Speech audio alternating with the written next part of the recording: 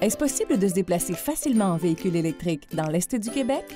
En plus d'une borne à domicile qui permet de toujours partir avec une batterie pleine, les propriétaires de véhicules électriques peuvent compter sur un réseau bien développé de bornes de recharge et de bornes de recharge rapides pour les longs trajets. Prenons l'exemple d'une personne qui voudrait se déplacer de Carleton-sur-Mer à Sept-Îles.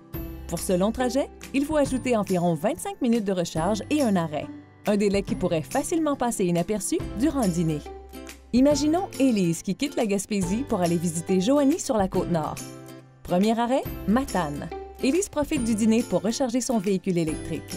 Sur le traversier, elle bénéficie d'un rabais avec sa plaque verte. Une fois arrivée à Sept-Îles, elle n'a pas à s'arrêter pour le plein d'essence. Bref, avec ce simple trajet, Élise a économisé environ 85 $ et 15 minutes. Pour refaire ce trajet dans les pires conditions hivernales, il faudra plutôt environ 75 minutes de recharge et 3 arrêts. Au moment de son départ, Élise a déjà préchauffé son véhicule grâce à la minuterie intégrée et sur le compte électrique de son domicile.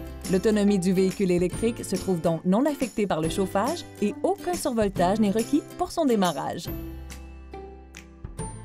Élise fait un premier arrêt à Amqui pour dîner pendant que son véhicule recharge. Elle le recharge également à Matane.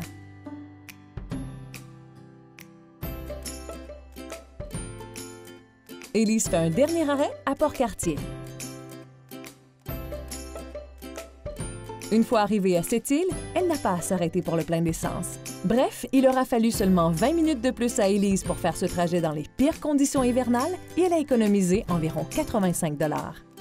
À noter qu'en hiver, plusieurs facteurs influencent autant l'autonomie des véhicules à essence que ceux électriques. Par contre, le poids de la batterie électrique permet d'avoir une meilleure adhérence sur la chaussée.